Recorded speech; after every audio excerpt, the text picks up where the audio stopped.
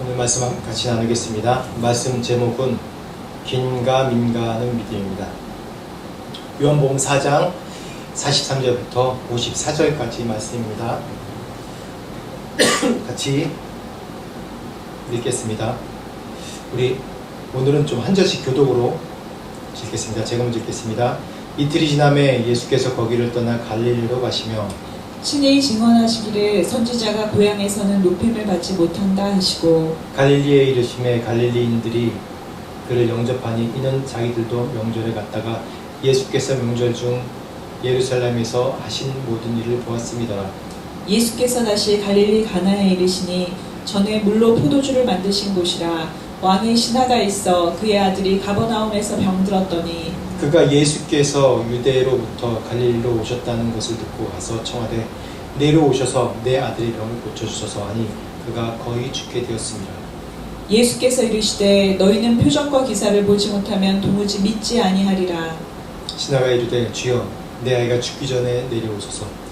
예수께서 이르시되 가라 내 아들이 살아있다 하시니 그 사람이 예수께서 하신 말씀을 믿고 가더니 내려가는 길에서 그 종들이 오다가 만나서 아이가 살아있다 하거늘 그 낫기 시작한 때를 물은즉 어제 7시에 열개가 떨어졌나이다 하는지라. 그의 아버지가 예수께서 내 아들이 살아있다 말씀하신 그때인 줄 알고 자기와 그 온 집안이 다 믿으니라. 이것은 예수께서 유대에서 갈릴리로 오신 후에 행하신 두 번째 표적이니라. 아멘. 네. 마지막 절 갈릴리에서 행하신 몇 번째라고요? 두 번째 표적이니라 라고 얘기하십니다. 갈릴리에서 행하신 두 번째 표적입니다. 요즘 사도행전 말씀을 계속 이제 새벽 예배마다 하고 있는데 주로 이제 사도행전 말씀도 그렇고 또 예수님께서 행하신 이 복음서에서 내용들을 보면 주로 행하신 것들이 예루살렘에 있는 기득권 세력에게는 계속해서 그들에게 말씀의 올바른 진리로 깨우치게 하시는 그런 일들을 계속 하셨고 또 이제 가난한 자들에게는 그들의 결핍, 그들의 부족함을 계속 메꿔주는 또 그들의 결핍과 부족함을 또 채워주는 축복의 은혜를 내려주셨고 또한 그 사마리아와 갈릴리 즉 이방이라 불리는 소외되는 이제 그 족속에게까지 그 민족에게까지 계속 복음의 확장을 시키는 그런 상징적인 일들을 계속 볼 수 있습니다. 예수님께서 특별히 첫 번째 또한 두 번째 표적 갈릴리에 오신 후에 두 번째 표적이니라라고 행하신 것이 있습니다. 여기서 보면 첫 번째 표적이 뭐죠? 가나 혼인잔치에서 있었던 일입니다. 가나 혼인잔치와 그 2장에서 있었던 일과 지금 4장 마지막을 정리하면서 4장까지 있었던 그런 사건들을 보면 이제 이 순차적으로 여러 사건들이 계속 있어요. 제가 요한복음에 대해서 지금 계속 말씀을 나누는데 요한복음이 그 어떤 거라 그랬죠? 그냥 시대적으로 적은 것이 아니라 목적을 갖고 요한복음은 의미순으로 이 말씀을 배열한 겁니다. 예수님께서 행하신 표적, 기적, 예수님께서 행하신 그런 일들, 말씀, 의미순으로 계속 배열한 거예요. 그래서 이 말씀을 계속 볼 때 한 사건을 보면 마테마가 누가 복음과 별 다를 게 없다는 그런 것으로 생각할 수 있지만 이 의미순으로 쭉 나열하고 보면 이 요한복음에서 요한복음 저자가 우리 독자들에게 우리에게 전해주려고 하는 그 메시지들이 계속 있습니다. 요 한 사건에 대한 의미도 굉장히 많은 의미가 있고 그것으로도 우리가 깨달은 바가 너무 많지만은 이 요한복음에 진행하는 순서를 보면서 예수 그리스도의 은혜가 계속 있습니다. 끝장까지 보면 너무나 큰 은혜가 있죠. 요 두 번째 표적 요 사이의 일들을 한번 잠깐 좀 이제 볼까요? 그전 말씀 나눴던 것들과 함께 1장 말씀 보면 1장은 말씀이 육신이 돼요. 로고스이신 그런 예수 그리스도께서 나타나고 그 다음에 첫 번째 나왔던 인물이 누구냐면 나다나엘입니다. 그리고 두 번째 2장에는 가나 혼인잔치 나왔고요. 그리고 2장 중간부터는 이제 성전을 청결하게 하는, 그래서 거기서 성전에서 장사한 사람 다 기없는 사건이 나오죠. 그런 다음에 이제 2장 끝절에는 예루살렘에서 계속 계시면서 그 명제로 올라가셨는데 계속 계시면서 계속 그곳에서 많은 표적을 일으키시면서 사람들에게 주목받고 유명해져요. 일단 3장에 보면 니고데모가 나옵니다. 그리고 3장 중간에 보면 또 세례 요한이 예수님에 대해서 증거한 장면, 예수님께서 어떤 분이라고 증거하고, 그리고 3장 마지막에 보면 예수님 자신이 어떠한 정체성이고 어떠한 사명으로 이 땅에 온지 얘기합니다. 그리고 4장에 보면 우리가 지난주에 같이 말씀 나눴듯이 사마리아 여인, 그 사마리아 여인과의 대화 장면이 나오죠. 그리고 지금 오늘 말씀하실 두 번째 표적, 갈릴리의 왕의 신하의 아들을 왕의 신하의 아들 치유해주는 그런 사건이 나오죠. 여기 보면 오늘 같이 이 아들을 치유할 때랑 좀 매치되는 그 말씀을 쭉 보면 예수님께서 이 기적을 베푸시고 또 예수님께서 이 사건 하나하나에 그 의미를 부여하실 때마다 또 특징들이 여러 가지 나타납니다. 2장에 보면 이제 그 예수님께서 나다나엘 부르실 때도 뜬금없이 무화과 나무를 얘기해요. 근데 그 얘기를 다른 사람 독자들은 못 알아들어요. 근데 나다나엘이 뭔 얘기인지 알아요. 또 가나 혼인잔치에도 우리 독자들은 우리가 보는 사람도 오해할 수 있도록 갑자기 예수님 어머니 마리아에게, 물론 이게 그 무례한 표현은 아니지만 여인이여 그 일이 나와 무슨 상관이 있습니까? 갑자기 이제 포도주가 다 떨어졌을 때 이제 예수님의 어머니 마리아가 얘기하죠. 근데 이 포도주가 나랑 무슨 상관이 있습니까? 라고 얘기합니다. 또 성전 청결 작업할 때는 예수님께서 그 전에 예수님의 성품과 전혀 다른 것 같은 분노하시면서 그 막 위력 행사를 하신 장면이 나옵니다. 그리고 니고데마의 대화에서 보면 어떻게 하죠? 니고데마의 대화에서 보면 면박을 줘요. 야, 네가 유대의 선생이고 지도자라면서 이것도 모르냐? 라고 면박을 줍니다. 그리고 사마리아 여인에게는 어떻게 하죠? 네 남편을 데려와라 라고 얘기합니다. 이런 일련의 중요한 제가 포인트들에서 하나하나 얘기를 보면 그 사람이 알아듣는, 그 인생에서 알아듣는 말씀으로 예수께서 말씀하세요. 이것을 어떻게 잘못 풀면 이걸 해석을 잘못하는 게 되고, 정말 지극히 개인적인 그 사람만이 알아들을 수 있는 용어로 예수님께서는 말씀하고 계신 걸 볼 수 있습니다. 오늘 말씀도 마찬가지입니다. 결론적으로 얘기하면 이 아들이 죽을 병에 걸렸는데 예수님께서 고치실 때 뭐라고 하냐면, 왕의 아들이 죽을 병에 고치실 때 뭐라고 그러냐면 가라, 그냥 가, 났으니까. 이렇게 심플하게 말씀하신 거예요. 이런 거 보면 예수님께서 이런 표적들을 계속 행하실 때 보면 예수님께 주신 이 교훈들이 있어요. 극히 개인적이라는 거예요. 예수님께서는 전 인생을 구원하시기 위해서 이 땅에 오셨지만은 또한 굉장히 우리 개인적으로 나 자신을 위해서 오셨다는 그런 것을 또 볼 수가 있습니다.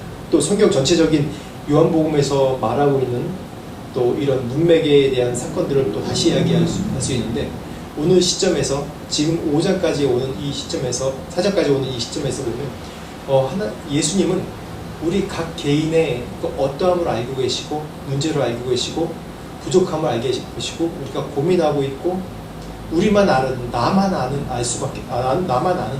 그런 것들 또한 예수님께서 늘 마음에 두고 계시고 또 그런 것을 위해서 우리에게 오셨다는 것을 또한 오늘 말씀을 통해서 증명하고 있습니다.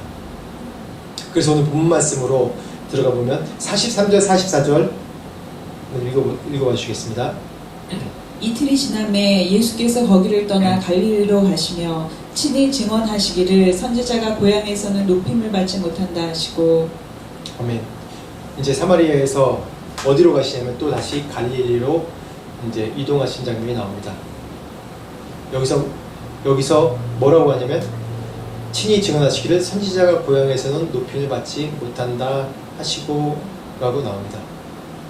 예수님께서 갈릴리로 돌아가시지만은 이곳에서 자기 고향에서 높임을 받지 못한다 라고 얘기하는 것은 좀 부정적인 뉘앙스로 얘기하는 겁니다.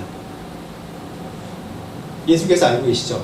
예루살렘에서 이런 큰 증거와 여러 기적과 표적들을 일으키셨지만은 여전히 그 자란 곳에서 있는 사람들은 예수님에 대해서 크게 환영하지 못할 것이라는 것을 알면서도 예수님이 갈릴리로 다시 가시는 거예요.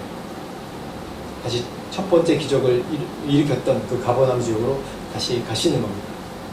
왜 가시는 걸까요? 예수님의 사역을 보면 늘 환영받는 데만 가는 것이 아니라 환영받는 곳에서는 예수님은 잠시 머물러서 기도하시고 늘 이 공생의 기간 동안 보면 환영받지 못하는 곳으로 가셨어요. 남이 안 갈로 본인을 환영하지 않고, 그렇지만 예수님께서 본인이 사역이 필요한 곳에 꼭 가셨습니다. 45절 말씀 보겠습니다. 45절 말씀 보십시오. 갈릴리에 이르심에 갈릴리인들이 그를 영접하니 이는 자기들도 명절에 갔다가 예수께서 명절 중 예루살렘에서 하신 모든 일을 보았음이더라. 예, 여기서 이야기하고 있는 건 갈릴리인들이 영접했다고 얘기합니다. 갔는데 의외로 환영받지 못할 것 같은데 두 번째 표적을 일으키는 그 가버나움 지역으로 갔을 때 갈릴리 사람들이 어떻게 했다고요? 영접했다고 합니다. 근데 그 이유가 분명히 그 다음에 나타나죠. 자기들도 명절에 예루살렘에 갔다가 예루살렘에서 어떠한 일을 함을 보았다라고 얘기합니다. 예수님을 영접한 것이 그냥 예수님이 메시아라는 것을 알고 예수님이 어떠한 분인 줄 알기 때문에 영접하고 믿기 때문에 영접한 것이 아니라 당시에 예루살렘에서 그 많은 기적들을 행하 표적들을 행했다고 나오죠. 2장 말씀에.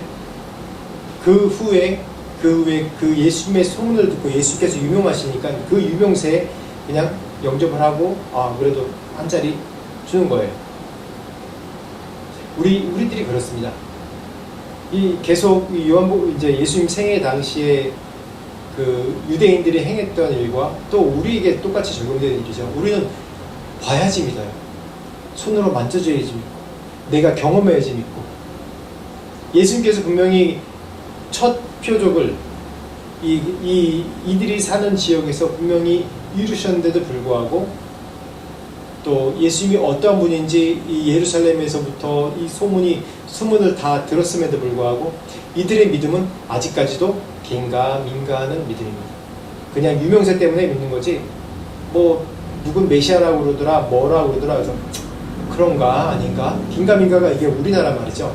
그런가 아닌가 라는 그런 좀 헷갈리는 믿음이에요. 이때 당시에도 예수님의 그런 행하신 일들 보면 많은 기적을 통해서 예수님께서 메시아라는 증거가 나타났음에도 불구하고 또한 분명한 것은 세례 요한 통해서 그때 당대에 가장 유명한 세례 요한 통해서 그의 입을 통해서 증거된 그런 여러 증거들이 있음에도 불구하고 사람들은 여전히 어때요? 긴가민가하는 믿음이었어요. 참 안타깝죠. 이 세상에는 아직까지도 예수 그리스도의 살아계심과 이 온 우주 만물을 주관하신다는 그런 사실이 증거가 넘쳐납니다. 또한 역사적인 증거도 넘쳐납니다. 여태까지 기록물 중에 이 구약 이제 모세오경부터 시작해서 현재 존재하는 기록물 중에 그래도 가장 사람들에게 널리 읽혀지고 또 확실한 증거가 이 성경인데도 불구하고 사람들은 여전히 긴가민가합니다. 그것이 우리들의 믿음. 여기 이때 당시 갈릴리에서 이때 당시 예수님의 고향 땅에서의 사람들의 그런 믿음뿐만 아니라 지금 우리에게도 동일한 믿음인 걸 볼 수 있습니다. 46절 47절 말씀 보겠습니다. 시작. 예수께서 다시 갈릴리 가나에 이르시니 전에 물로 포도주를 만드신 곳이라 왕의 신하가 있어 그의 아들이 가버나움에서 병들었더니 그가 예수께서 유대로부터 갈릴리에 오셨다는 것을 듣고 가서 청하되 내려오셔서 내 아들의 병을 고쳐주소서 하니 그가 거의 죽게 되었습니다. 예수님께서 유대로 갈릴리에 오셨다는 소식을 듣고 왕의 신하의 아들이 병에 들었습니다. 죽게 되었습니다. 근데 이 소식을 듣고 이제 예수님께로 찾아오는 거예요. 굉장히 절박한 상황입니다. 내 아들의 병을 고쳐주시옵소서. 지금 여기서 예수님께서 있는 곳 거리가 어느 정도 되냐면 이때 당시 한 40km 정도 된다고 얘기해요. 근데 거의 여기서 보면 이틀길을 이제 걸어가야 되는 거리거든요. 이게 유대 땅, 이제 이 이스라엘 땅 지형 보면 우리나라 같이 평지도 아니고 그냥 이제 산길로 계속 가는 그런 우리나라 또 지형이랑 다른 것 같아요. 이게 산과 골짜기를 한번 내려갔다 올라갔다 하는 그런 거리가 굉장히 좀 멉니다. 제가 그런 경험을 한 게 네팔에서도 한번 이제 경험을 했는데 바로 앞에 있는 것 같아요. 저기 멀리 있는 사람이. 그래서 막 소리치면 들립니다. 들리는데 거기까지 가려면 한 2시간, 3시간 내려갔다가 쭉 내려갔다 올라가야 되는 거예요. 그렇듯이 이 유대 지방에 있는 그런 골짜기들 또 지형들이 그렇기 때문에 이게 쉬운 길은 아니에요. 도로가 잘 되어 있지도 않고. 그런데 예수님께 여기서 보면 예수님께 청하되 오셔서 내 아들의 병을 고쳐주셔서 거의 죽게 되었습니다 라고 얘기합니다. 당시 왕의 신하라면 이 권력이 굉장히 막강하죠. 지금도 왕의 신하면 권력이 막강한데 왕의 신하면 정말 권력이 막강합니다. 예수님뿐만 아니라 다른 어떠한 수단을 써서라도 자신의 아들의 죽을 병 가운데 있는 것들을 찾아낼 수 있는 그런 수단과 방법을 다 썼을 겁니다. 그런데 예수님께서 오셨다는 얘기를 듣고 그냥 내달린 거예요. 그래서 여기서 보면 청하되 내려오셔서 내 아들 고쳐주십시오 라고 얘기하는 얘기가 제발 고쳐주십시오. 여기 그 원어에는 청하되 내려오셔서 고쳐주십시오 라고 얘기하는 게 뭐냐면 이 반복적으로 계속 이제 쪼르는 거예요. 계속해서 내려와 주세요. 예수님 이런 식으로 얘기하는 겁니다. 굉장히 간절한 마음이죠. 그런데 예수님께서 그 다음 여기에 대해서 대답합니다. 48절 시작. 예수께서 이르시되 너희는 표적과 기사를 보지 못하면 도무지 믿지 아니하리라. 네, 여기서도 동일합니다. 제가 첫 서두에 말씀드렸듯이 가버나움에서도 그렇고 또 예수님께서 가버나움이 혼인잔치에 포도주가 떨어졌던 첫 번째 기적 때도 예수님께서 반응하신 게 굉장히 냉소적으로 반응하세요. 여기서도 어떻게 보면 굉장히 나무라시듯이 너는 표적과 기사를 보지 못하면 도무지 믿지 아니하는구나 하고 이렇게 강력하게 얘기합니다. 이게 제가 얘기했던 그런 공통적인 패턴인데 예수님께서 개인의 그런 문제, 그 사람이 알아들을 만한 그런 얘기들로 그런 단어들을 문장들을 끄집어내시면서 그 사람이 예수님을 믿게 하는 겁니다. 여기는 근데 좀 약간 달라요. 너희는 이 한 사람만 얘기하는 것이 아니라 이 왕의 신하의 믿음이 어떻다는 것을 얘기하는 것만 아니라 그때 당시에 모든 사람들에게 너희는 표적과 기사를 보지 아니하면 도무지 믿지 아니하니라 라고 얘기를 합니다. 모든 사람들에게 동일하게 얘기하는 거예요. 이것이 이 왕의 신하에만 문제입니까? 아니죠. 지금 살고 있는 저희의 문제이기도 합니다. 예수님은 항상 이렇게 특별한 그런 냉소적으로 얘기하는 이유 중에서 하나가 뭐냐면 우리의 인간적인 기대, 우리의 믿음의 상태에서 우리를 끄집어내시기 위해서 하시는 거예요. 우리의 기대는 뭡니까?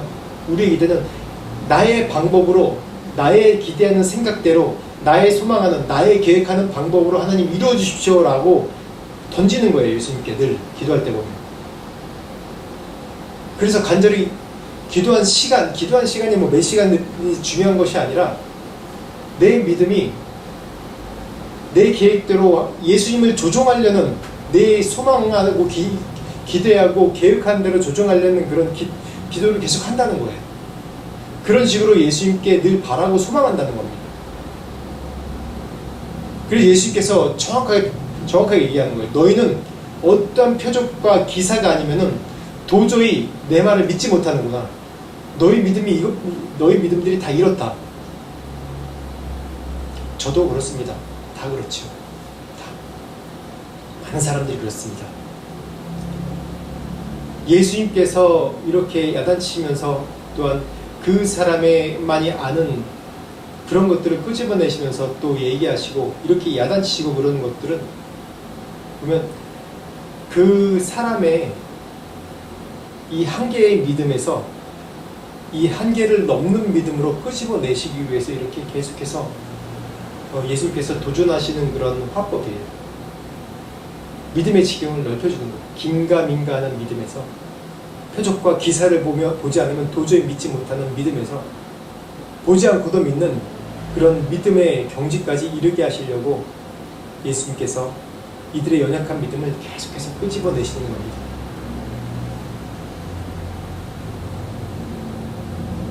그래서 이의 믿음을 보면, 이 신하의 믿음 보면 어떠한 믿음입니까? 그냥 절박한 믿음이에요.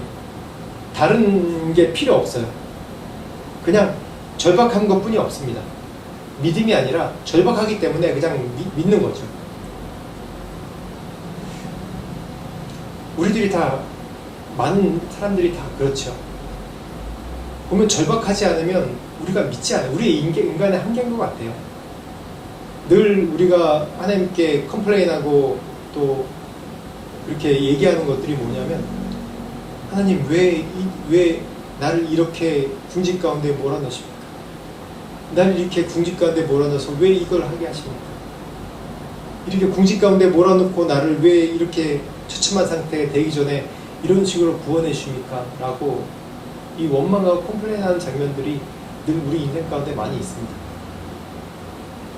근데 우리의 또 믿음의 한계가 이런 절박한 상황이 아니면은 믿지를 않아요. 절박한 상황이 아니면 더 하나님께 집중하지 않은 것 같습니다. 사단이 우리를 무너뜨리는 그런 여러 방법 중에 하나가 우리를 위협하고 또 고난을 주고 거기를 그 고난과 핍박과 또 위협 속에서 우리를 포기시켜 만드는 것이 있다면, 다른 더 큰 무기는 뭐냐면 우리를 안일하게 하는 겁니다. 우리를 평안하게 하는 겁니다. 그래서 점점 주님을 떠나게 만들어요. 그래서 내가 주님 앞에 절박함으로 다가갈 그런 이유를 찾지 않게 만들어요. 그게 뭐냐면 눈에 보이는 것에 만족, 눈에 보이고 내가 만져지는 것에 만족을 주고 그걸로 다 됐다라고 이루게 만들면 사람들은 절박함이 사라지는 것 같습니다. 그렇죠? 돈이 많고 또 내게 지위가 주어지고 권위가 주어지고 내 자식들도 잘 되는 것 같고 별 문제 없고 그러면 내가 잘나서 내가 잘 돼서 이렇다고 사람들은 다 생각하는 그런 연약함이 있어요. 우리의 한계이기도 하죠. 그래서 어떻게 얘기하면 우리가 긴가민가하는 신앙기를 할지라도 우리가 이렇게 이 신하처럼 절박함이 아니면은 절박함을 주시는 그 자체가 또한 우리가 은혜로 또 해석할 수 있습니다.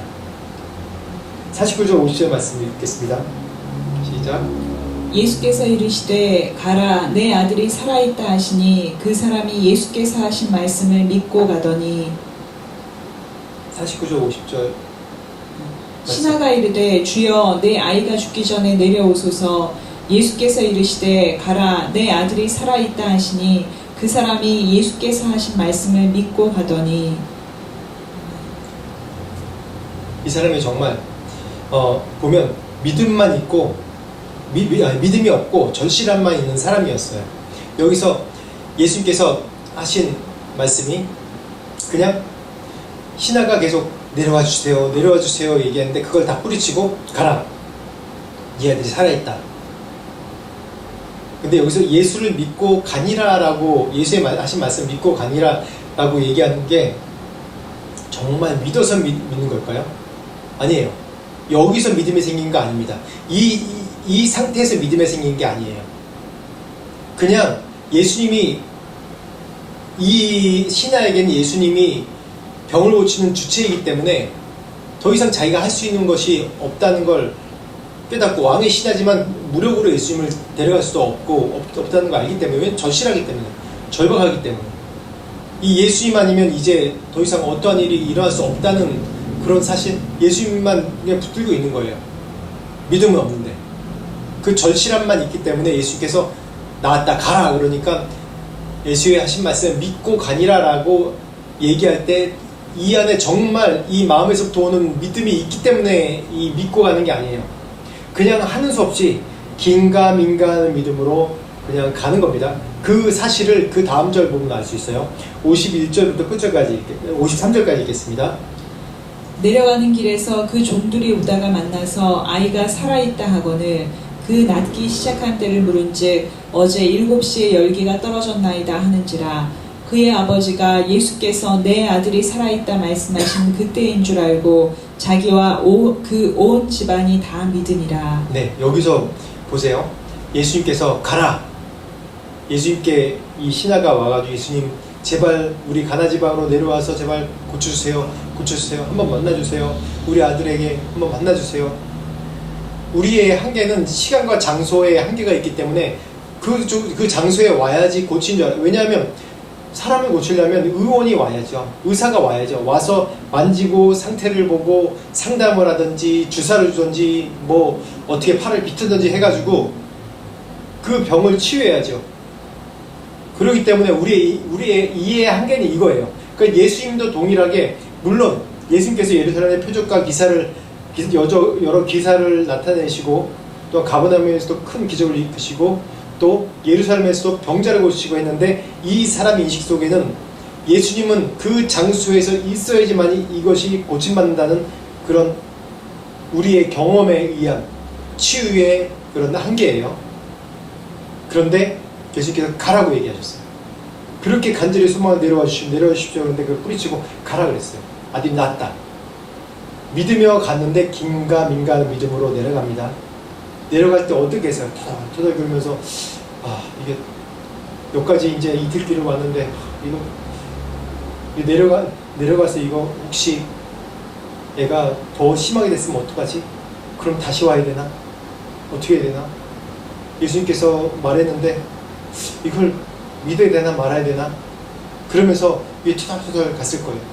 어떻게든지 급한 마음으로 계속 갔겠죠.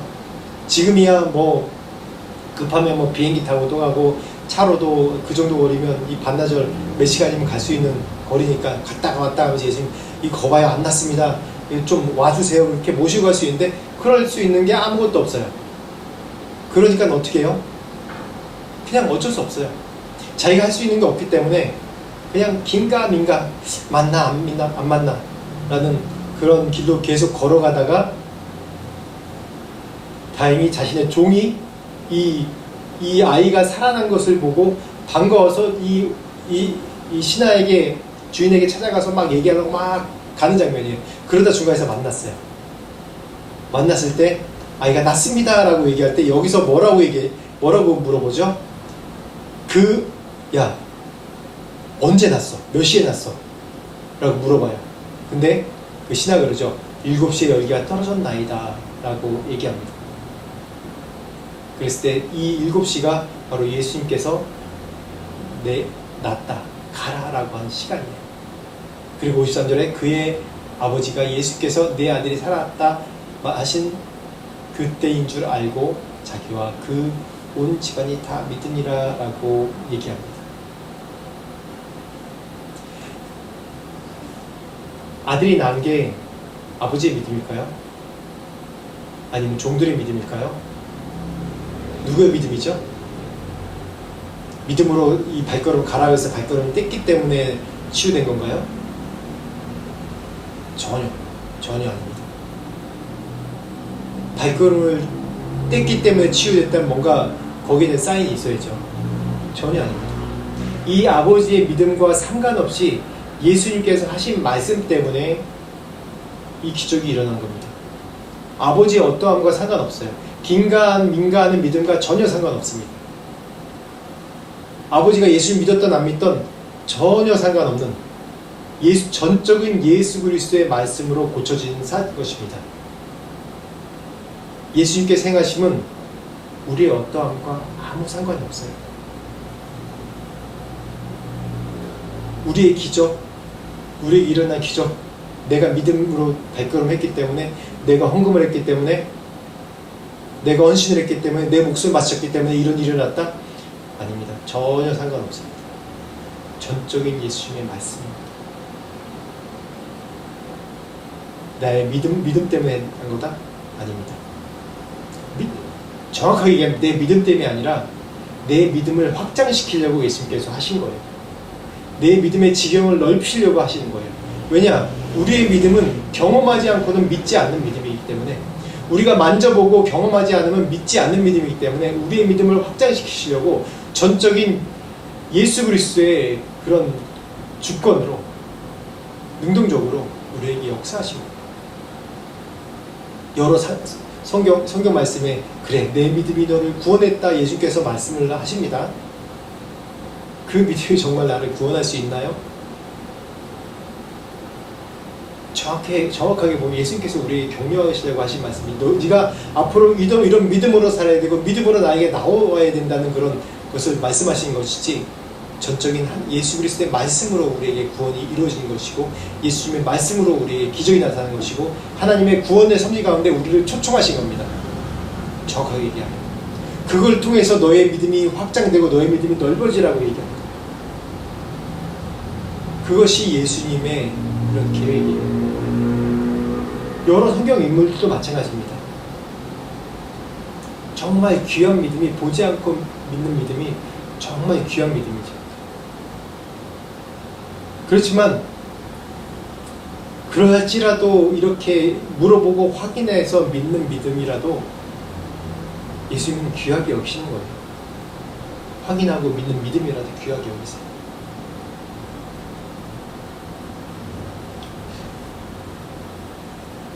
한번 말씀 보면 이 왕의 신하의 믿음과 믿음을 보면 또 백부장의 믿음이 또 생겨나는 것 같습니다. 마태복음 8장 5절에서 10절 말씀을 읽어보시겠어요? 예수께서 가버나움에 들어가시니 한 백부장이 나와 간구하여 이르되 주여 내 하인이 중풍병으로 집에 누워 몹시 괴로워하나이다. 이르시되 내가 가서 고쳐주리라. 백부장이 대답하여 이르되 주여 내 집에 들어오심을 나는 감당하지 못하겠사오니 다만 말씀으로만 하옵소서. 그러면 내 하인이 낫겠사옵나이다. 나도 남의 수하에 있는 사람이요 내 아래에도 군사가 있으니 이더러 가라 하면 가고 저더러 오라 하면 오고 내 종더러 이것을 하라 하면 하나이다.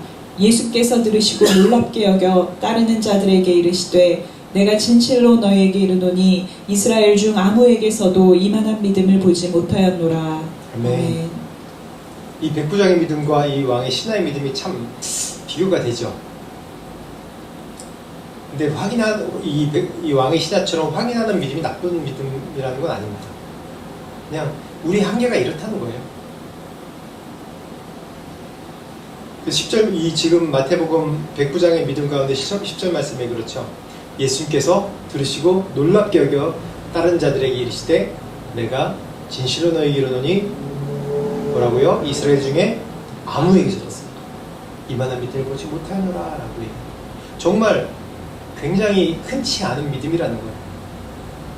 이 백부장이 예수님에 대해서 어떠한 경험을 했습니까? 그냥 듣고 믿는 거예요. 듣고 이러한 표적들이 일어났다, 이런 기적들이 일어났다, 예수님께서 세례요한이 이런 얘기를 했다,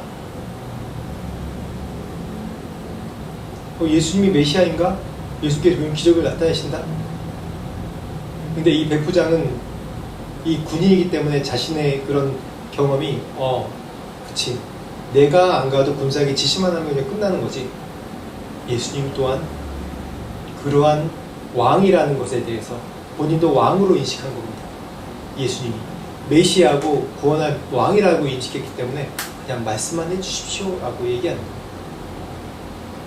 참 이 유대인들은 예수님에 대해서 대적하고 네가 뭔 왕이냐, 네가 뭔 메시아냐라고 이 말씀을 더 많이 하는 사람들이 대적하고 반대하고 오히려 희롱하고 그럴 때 이 백부장은 오히려 심플한 믿음이에요. 예수께서 메시아고 왕이시지. 그러니까 나도 내 밑에 있는 수하보고 명령만 하면 자기들이 알아서 하듯이 예수님도 또한 그렇게 했겠구나 라는 믿음으로 그냥 그렇게 요청한 겁니다. 말씀해 주십시오. 그러면 내 하인이 낫겠습니다 라고 얘기한 겁니다. 보지 않고 예수님이 직접 방문하지 않고 말씀만 해서 낫겠다는 믿음과 또 확인하는 믿음과 좀 다르긴 하지만 그래도 이것을 통해서 본인의 지경이 넓어지는 겁니다. 본인의 지경이 넓어지는 겁니다. 저도 이 말씀 이제 준비하면서 이번 주에 저의 이 교회에 정말 큰 기적이 일어났습니다. 옆에 이제 카페가 이 공사를 해야 되고 아무것도 정리도 안 되고 이게 카페를 한 12년, 15년 정도 카페를 쓰던 곳이라서 한쪽이 또 무너졌어요. 무너져서 이게 물이 새고 그래요. 그래서 그 전에 목수 주신 목사님이 이제 오셔서 해주시려고 했는데 시간이 없어서 이것도 굉장히 좀 어려운 작업이에요. 쉽지 않은 작업입니다. 근데 이걸 어떻게 하나 늘 고민하고 매일마다 이제 새벽기도마다 기도하고 있었습니다. 근데 갑자기 남쪽에 있는 이제 저희 YM 이제 친한 선교사님인데 목수 출신이라는 게 방문하셨는데 제가 얘기하다가 이분이 목수 출신이라는 게 다시 기억난 거예요. 그래서 그냥 진담 반 농담 반으로 한번 좀 해주세요 라고 얘기했는데 정말 진심으로 받아들이시고 갑자기 목요일날 한야이 남부에 저녁 때 내려갔다 다시 아침 일찍 한야에서 여기 와가지고 거의 풀로 작업한 건 한 이틀 반 작업해서 이틀 반 정도 작업해서 이 지금 카페를 밑에 다 보수하고 이전보다 더 튼튼하게 만들어서 당분간 뭐 고칠 필요 없이 그렇게 만들었어요. 제가 이렇게 빨리 이 카페가 공사가 완성될 줄 전혀 꿈에도 몰랐고 그래도 시간이 좀 더 필요하게 돈이 좀 많이 들겠지라는 생각을 했어요. 근데 정말 감사한 게 이 수요일날 오겠다고 결정한 다음에 목요일날 갑자기 재정이 들어온 거예요. 얼마나 제가 이 기적에 놀랐는지 하나님께서 이걸 하라고 말씀하신 거고 허락하신 거구나 라는 그러니까 너무 감사했습니다. 이런 일들이 제가 이 교회를 개척하면서 한두 번 일어나는 것이 아니에요. 이번 주에 일어난 그 사건만 얘기하는데 저도 그렇고 어저께 이 현지교회 이제 방콕 은혜교회 엔카운터라는 새신자 정착 이제 교회에 이제 정착하는 프로그램을 한 9주, 10주 정도 진행하는 프로그램 우리가 토요일마다 가서 돕는데 그 목사님이랑 같이 끝날 때마다 매주 끝날 때마다 이제 피드백을 하면서 우리가 뭐가 잘나서 한 게 아니라 우리가 새신자를 구원하고 뭐 노력해서 그런 게 아니라 하나님 그냥 우리를 초청하신 거예요. 우리의 믿음을 더 확장시키기 위해서 우리를 이 자리에 초청하신 거예요. 계속 그곳에 하면서 한 12명에서 한 20명 가까이 이 초신자 아예 예수를 믿지 않는 사람들 그냥 수평이동이 아니라 믿지 않는 사람들이 다 와요. 95%가 그것도 이 태국 1%도 안 되는 이 기독교인이 있는 이곳에서 그렇게 오는 것도 기적이에요. 그 기적을 보면서 어깨도 으스크릴만 한데 그게 아니라 거기서 느껴지는 건 이거는 우리가 할 수 있는 일이 아니고 우리가 하는 일이 아니다. 전적인 하나님의 주권이구나. 이거. 우리를 이 은혜 자리까지 추천하는구나 라는 그런 깨달음을 얻어요. 저도 믿음이 연약합니다. 근데 연약하지만 하나님이 개척하라고 해서 한 거예요. 제가 뭐 능력이 많아서 교회를 하고 지금 성도가 없지만은 능력이 많아서 뭐 하고 그런 게 아니라 하나님이 계속해서 저에게 확증해 주세요. 저의 믿음을 점점 확장시켜 주세요. 이 일을 통해서. 물론 하나님의 교회를 세우고 하나님 나라를 이곳에 또 세우는 게 정말 중요하지만 저 개인적으로는 이렇게 믿음 없고 늘 확인하는 믿음이 있는 긴가민가한 믿음이 있는 저를 계속해서 이제 백부장의 믿음처럼 보지 않거든. 그냥 믿는 믿음으로 점점 성장시키는 것을 봅니다. 우리의 믿음이 지금 상태가 어떻습니까? 지금 있는 고난과 어려움 가운데 함몰되어 있는 믿음이 아닙니까? 하나님이 과연 나를 내가 바라는 소원을 이루어주실까? 내 이런 고난 가운데서 이걸 극복하고 승리하게 하실까? 나를 구원하실까? 그런 긴가민가한 믿음이 아닙니까? 오늘 이 왕의 신하의 믿음과 또 마지막에 마태복음의 말씀에 나눴던 것처럼 이 백부장의 믿음을 보면서 우리가 어떠한 믿음에 도달해야 될지 우리가 이 말씀을 통해서 깨달으시길 바랍니다. 먼저는 우리의 믿음의 연약함을 인정하시고 주 앞에 내려놓고 주께서 인도해달라고 기도하셔야 돼요. 계속 확인하는 믿음이지만은 하나님 히브리서 11장에 나온 그런 믿음의 선진처럼 바라지 않는 것을 보고 바랄 수 있는 믿음을 주십시오. 이 세상에 있는 그런 너무 화려한 것과 나의 만족을 주는 것만 보고 믿는 것이 아니라 영원한 천국, 주께서 다시 재림하시고 나를 맞아주시고 영원한 천국에서 함께 살 그런 소망으로, 보이지 않는 소망으로 결국 나에게 있는 것이 승리이기 때문에 나는 결국 천국에서 영원히 주님과 함께 사는 것이기 때문에 이 세상에 보이는 것들은 아무 문제가 없다. 주께서 이루시고 주께서 인도하신다. 지금 내 처지가 세상 사람 보기에 내가 생각하기에도 뭐 비참한 것 같고 아닌 것 같아도 하나님이 결국은 나를 이 땅에서 구원의 섭리로 인도해 주시는 여정이다, 과정이다라는 것을 이해하시고 믿음을 할 때 점점 나의 믿음이 확장될 뿐만 아니라 이 땅에서도 천국을 누리며 천국을 소유하는 믿음이 될 줄을 믿습니다. 그런 믿음을 소유하시길 축원합니다. 같이 오늘 말씀 놓고 한 목소리로 기도하겠습니다. 깨달은 바가 있으면 한 목소리로 기도하고 기도하고 마치겠습니다. 같이 기도하겠습니다. 기도하겠습니다. 하나님 감사합니다. 오늘 말씀을 주셔서 감사합니다. 이 왕의 신하처럼 늘 우리의 믿음은 긴가민가한 믿음이고 확인해야지 믿는 믿음입니다.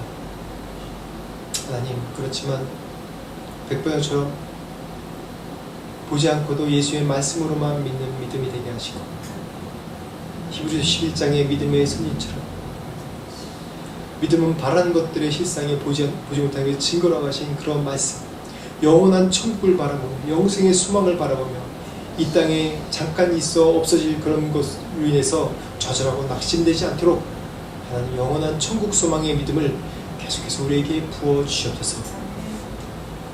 지금은 우리 주 예수 그리스도의 은혜와 하나님 아버지의 무한하신 사랑과 성령님의 감화 감동 역사하심을 보지 않고 믿는 믿음을 수여하기 원하는 모든 자들에게 지금부터 영원토록 함께 하시기를 간절히 축원하옵나이다.